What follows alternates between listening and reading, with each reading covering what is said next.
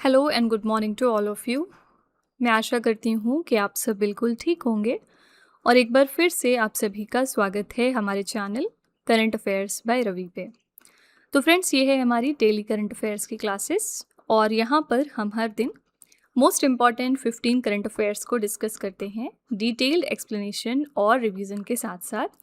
आज की क्लास में हम चर्चा करेंगे 7 जुलाई 2026 के 15 मोस्ट इम्पॉर्टेंट करंट अफेयर्स के बारे में।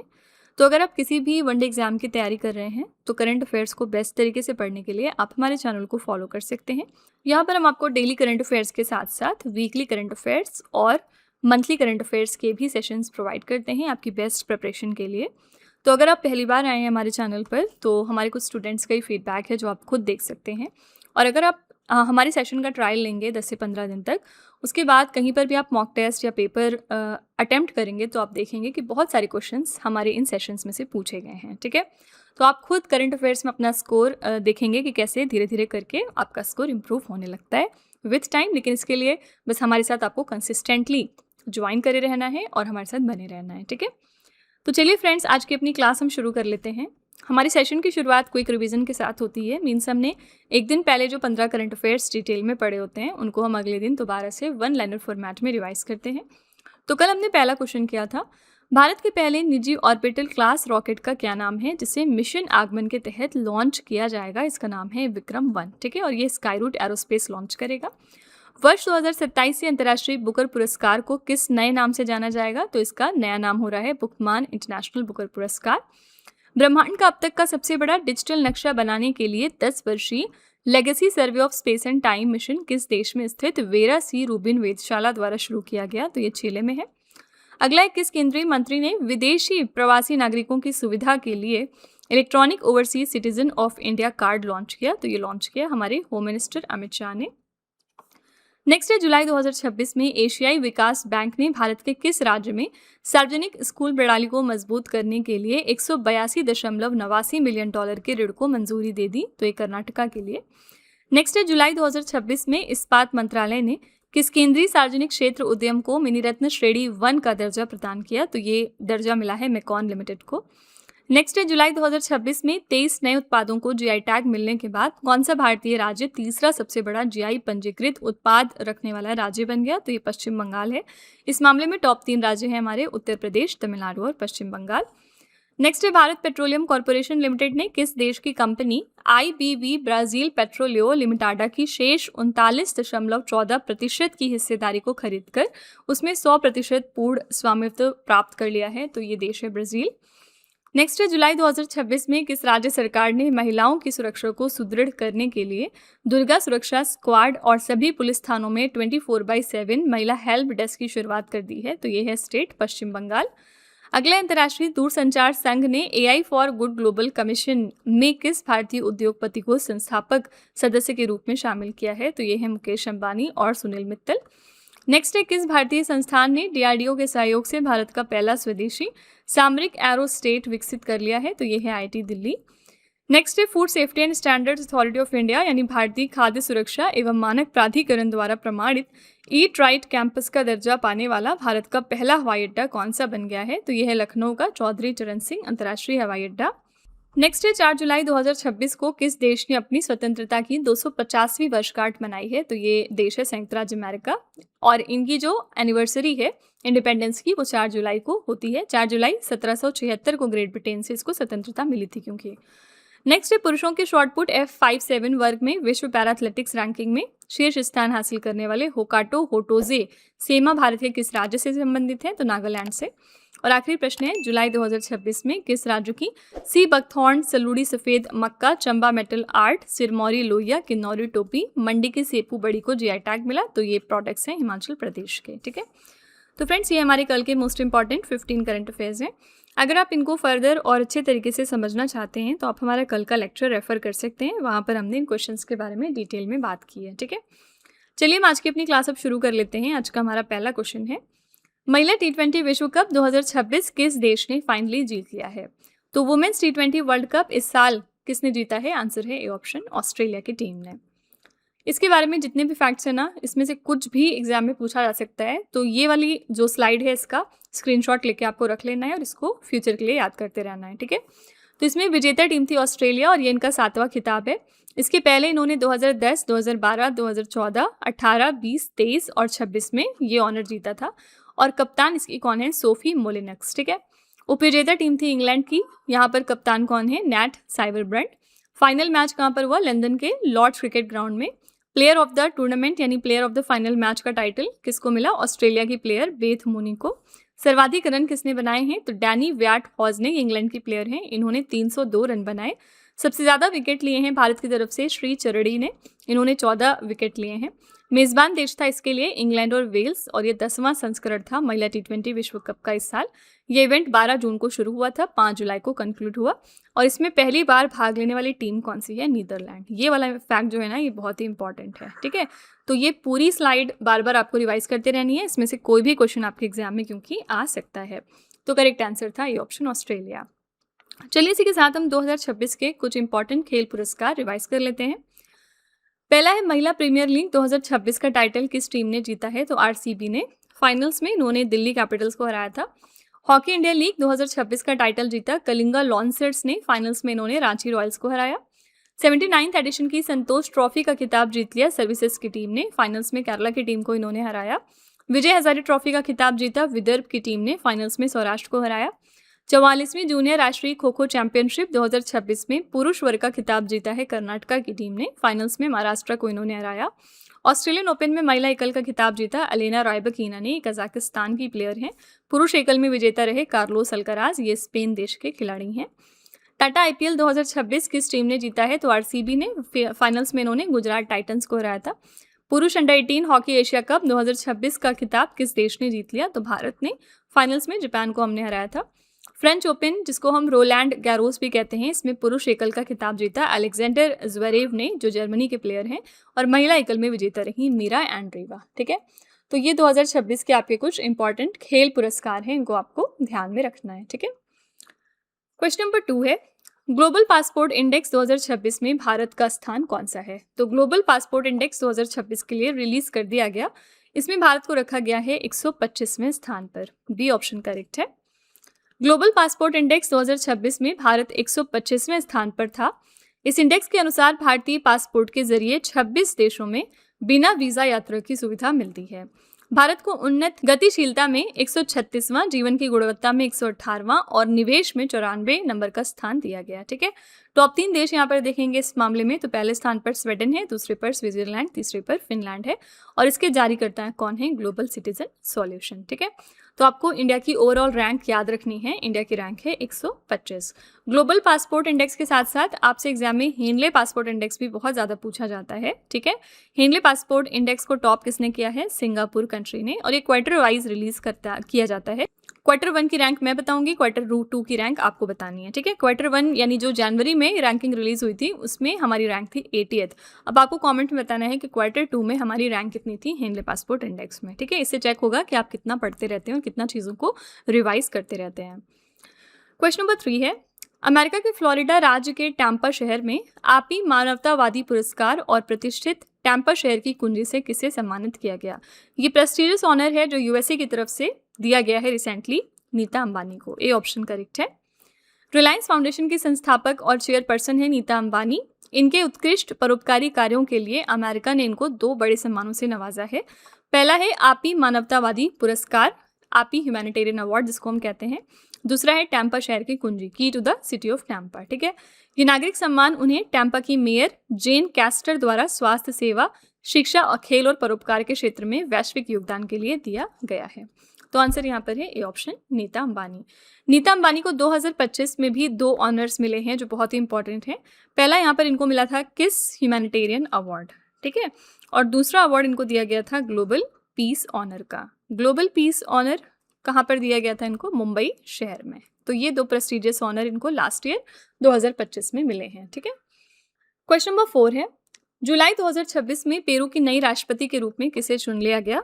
तो पेरू के लिए नई राष्ट्रपति बन गई हैं केको फुजिमोरी। डी ऑप्शन करेक्ट है। पिक्चर भी आप देख सकते हैं। पेरू की नई राष्ट्रपति के रूप में रूढ़िवादी यानी कंजर्वेटिव नेता केको फुजिमोरी को चुन लिया गया है। 51 वर्ष की आयु में वो मात्र 10 वर्षों में पेरू की 9वीं राष्ट्रपति बन रही हैं। उनका शपथ ग्रहण समारोह 28 जुलाई 2026 को निर्धारित है। पेरू की राजधानी यहाँ पर है लीमा और मुद्रा चलती है पेरुवियन सोल। तो आंसर यहाँ पर है डी ऑप्शन, केको फुजिमोरी।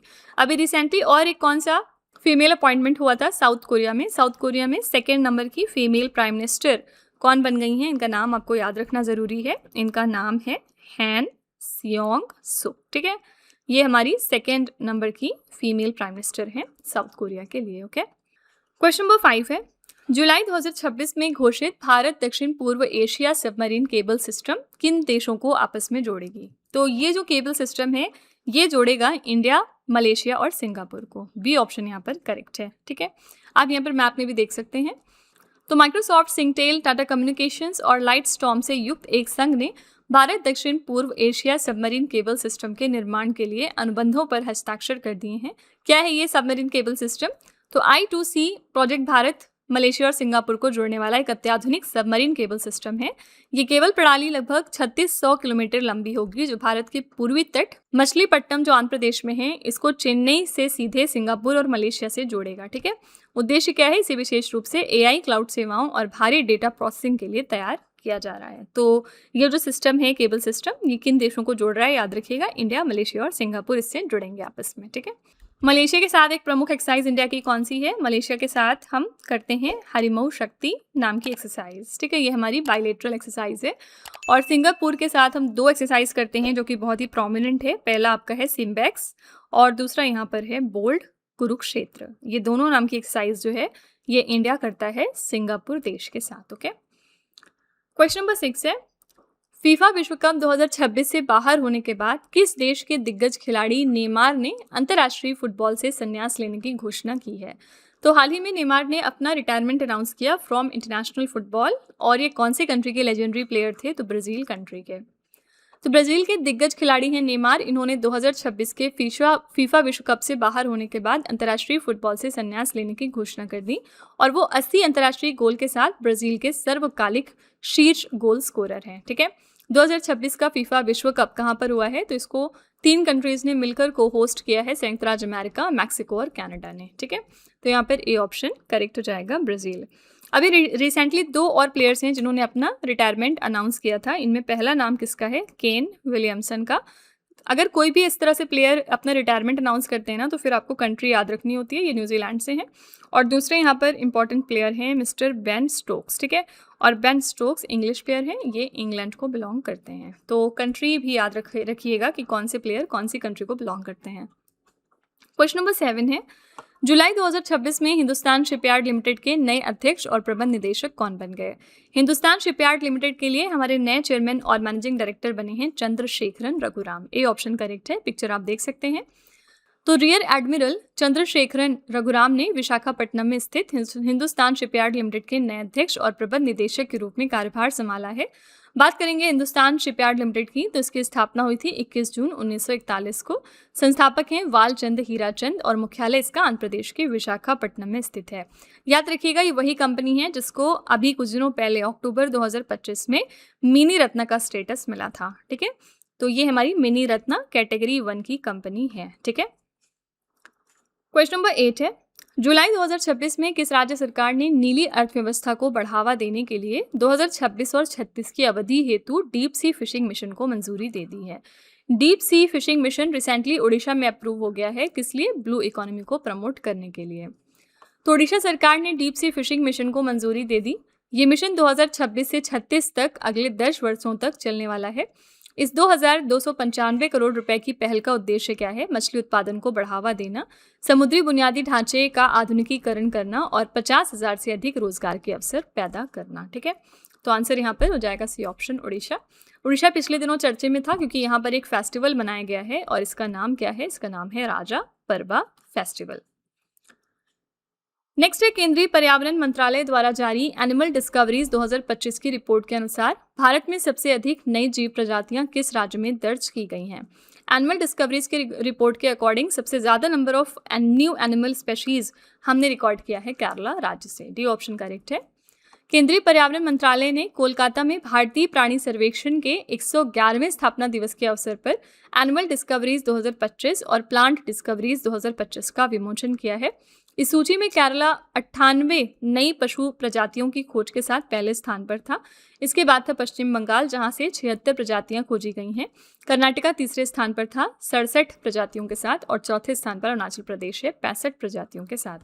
तो भारत ने 2025 में अपने राष्ट्रीय डेटाबेस में 709 पशु प्रजातियों को जोड़ा, जो भारतीय प्राणी सर्वेक्षण द्वारा दर्ज की गई अब तक की सबसे अधिक वार्षिक संख्या साबित हुई। ठीक है, तो यहाँ पर डी ऑप्शन करेक्ट है, केरला स्टेट।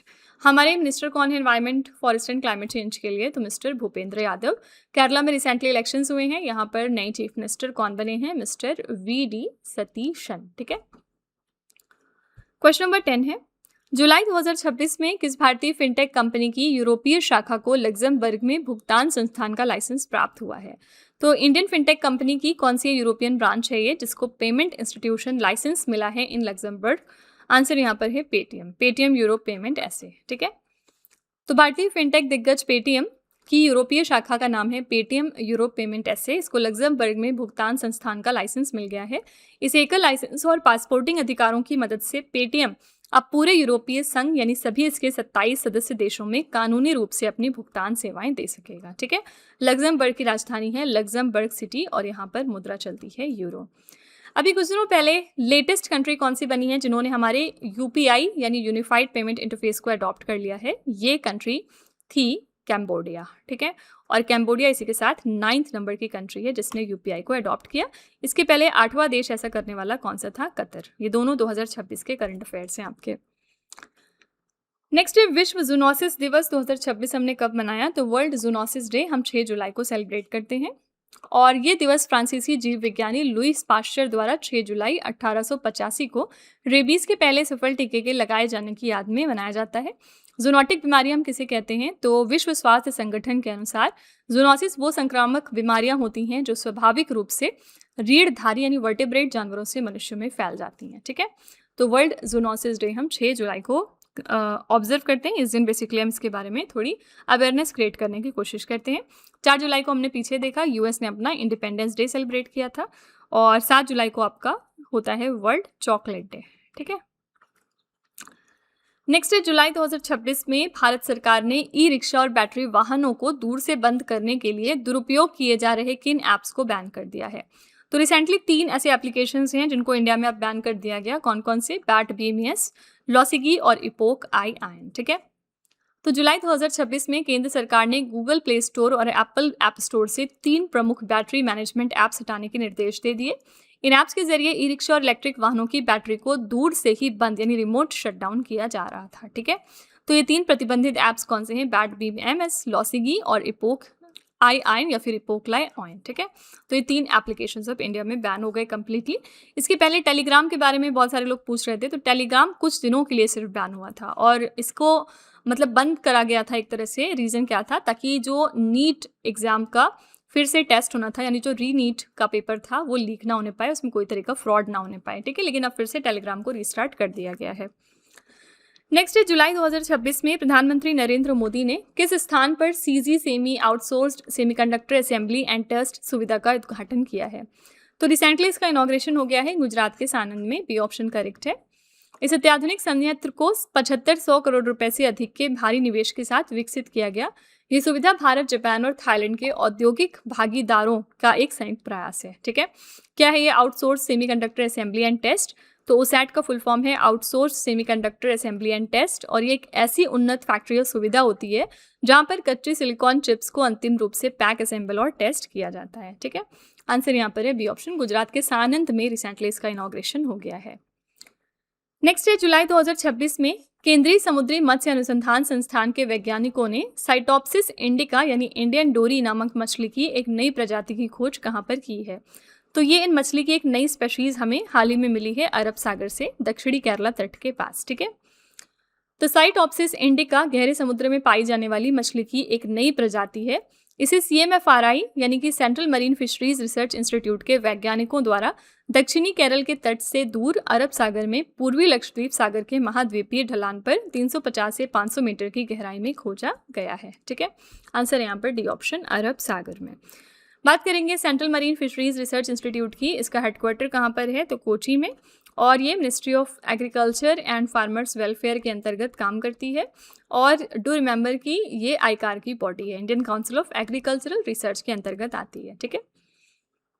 क्वेश्चन नंबर 15 है, एयर इंडिया ने भारत में रखरखाव, मरम्मत और ओवरहॉल पारिस्थितिकी तंत्र को मजबूत करने के लिए किस देश की SIA इंजीनियरिंग कंपनी के साथ एक समझौता ज्ञापन पर हस्ताक्षर कर लिए हैं? तो एयर इंडिया ने यहाँ पर सिंगापुर की कंपनी के साथ ये MOU साइन किया है। डी ऑप्शन करेक्ट है। इस साझेदारी का मुख्य उद्देश्य क्या है? एयर इंडिया के बढ़ते बेड़े और नेटवर्क का समर्थन करने के लिए स्थानीय स्तर पर विश्व स्तरीय MRO क्षमताएं विकसित करना। ठीक है। एयर इंडिया की स्थापना 15 अक्टूबर 1932 को हुई थी। मुख्यालय कहाँ पर है? हरियाणा के गुरुग्राम शहर में। अध्यक्ष इसके हैं नटराजन चंद्रशेखरन। ठीक है। तो यहाँ पर डी ऑप्शन करेक्ट है, सिंगापुर। तो फ्रेंड्स, ये थे आज के हमारे मोस्ट इंपॉर्टेंट 15 करंट अफेयर्स। हमने बहुत कुछ देखा आज के सेशन में, करंट अफेयर्स के साथ साथ पुराना भी काफ़ी कुछ रिवाइज कर लिया। तो आज का सेशन बस यहीं तक रखते हैं। लास्ट में हम आपके लिए 3 क्वेश्चन का एक छोटा सा टेस्ट रखते हैं, जो इसी वीडियो में से होता है, ये चेक करने के लिए कि आपने कितना पढ़ा, कितना समझा। पहला क्वेश्चन है आपके लिए, महिला T20 विश्व कप 2026 किस देश ने जीता है? दूसरा क्वेश्चन है, फीफा विश्व कप 2026 से बाहर होने के बाद किस देश के दिग्गज खिलाड़ी नेमार ने अंतर्राष्ट्रीय फुटबॉल से संन्यास लेने की घोषणा कर दी है? और तीसरा क्वेश्चन है, जुलाई 2026 में किस राज्य सरकार ने नीली अर्थव्यवस्था को बढ़ावा देने के लिए 2026 से 36 की अवधि हेतु डीप सी फिशिंग मिशन को मंजूरी दे दी है? तो ये 3 क्वेश्चंस आपके लिए हैं एज अ होमवर्क। इनका जवाब आपको कमेंट सेक्शन में जाके लिखना है। इसी के साथ हमारी क्लास यहाँ पर एंड होती है। आप अपना फीडबैक कमेंट में ज़रूर लिखिएगा कि आपको ये क्लास कैसी लगी। अगर आपको लगता है कि ये क्वेश्चंस आपको कहीं ना कहीं हेल्प कर रहे हैं आपके मॉक टेस्ट और पेपर्स में, तो प्लीज़ एक छोटा सा रिव्यू आप हमारे कमेंट में ज़रूर डाल दीजिएगा, ताकि जो हमारे दूसरे नए व्यूअर्स आते हैं चैनल पर, वो भी हमारे ऊपर ट्रस्ट कर सकें। तो फ्रेंड्स, इसी तरह के बेस्ट क्वालिटी कंटेंट और अच्छी प्रेपरेशन के लिए आप हमारे चैनल के साथ जुड़े रहिए। मिलते हैं नेक्स्ट क्लास में। Till then stay tuned. Thank you so much for watching. Also don't forget to like, share and subscribe our channel. तो फ्रेंड्स, वीडियो को एंड करने से पहले बस यहाँ पर एक छोटी सी इन्फॉर्मेशन है आपके लिए। अगर आपको हमारी GS या फिर करंट अफेयर्स की ई-बुक चाहिए, तो आप उसके लिए हमारी वेबसाइट www.ravibooks.pdf.com को रेफ़र कर सकते हैं। यहाँ पर आपको ऐसी मंथली मैगजीन्स भी मिल जाएंगी सेपरेट मंथ की, जिसमें हमने 600 से ज़्यादा क्वेश्चंस बहुत ही डिटेल में डिस्कस किए हैं। आप देख सकते हैं कि हर क्वेश्चन को हमने किस तरह वेल एक्सप्लेन किया है, highlights, important point, static GK और पिक्चर्स का यूज़ करते हुए, ताकि आपको प्रॉपर अंडरस्टैंडिंग हो सके। तो अगर आप इंटरेस्टेड हैं तो आप इस नंबर को रेफ़र करिएगा 9888749999। ठीक है। ये हमारी बुक्स की वेबसाइट है, जिसका नाम है www.raviaditipublication.com। यहाँ पर आपको डिफरेंट बुक्स मिल जाएंगी, जैसे कि 25,000 प्लस GK GS की ये वाली 1 लाइनर बुक है। इसके अलावा कंप्यूटर GK, सामान्य विज्ञान, NCERT के नोट्स डिफरेंट सब्जेक्ट्स में। तो इसके लिए भी आप इसी नंबर को रेफ़र कर सकते हैं अगर आप इंटरेस्टेड हैं तो। साथ ही ये है हमारा mobile application Ravi study app. Play store पर जाकर आप इसको अपने फ़ोन में यहाँ से इंस्टॉल कर सकते हैं। इसमें आपको डिफरेंट कैटेगरीज मिलेंगी और बहुत सारे फीचर्स मिलेंगे, जिनकी हेल्प से आप अपनी प्रिपरेशन को बेहतर कर सकते हैं। इसमें एक कैटेगरी यहाँ पर आपको मिलती है करंट अफेयर्स पेड वीडियो की। ये हमारा एक तरह का कॉम्बो DCA का कोर्स है, जिसमें आपको एड फ्री वीडियो मिलेगा फर्स्ट ऑफ ऑल। देन यहाँ पर 15 क्वेश्चंस का क्विज आपको देते हैं हम। 15 क्वेश्चंस का PDF है एक्स्ट्रा की पॉइंट्स के साथ साथ, और इस कोर्स के लिए हम आपको लाइफ टाइम वैलिडिटी भी प्रोवाइड करते हैं। तो अगर आप इसमें से कोई भी कोर्स परचेज करना चाहते हैं तो उसके लिए आप इस नंबर को रेफ़र कर सकते हैं। ठीक है।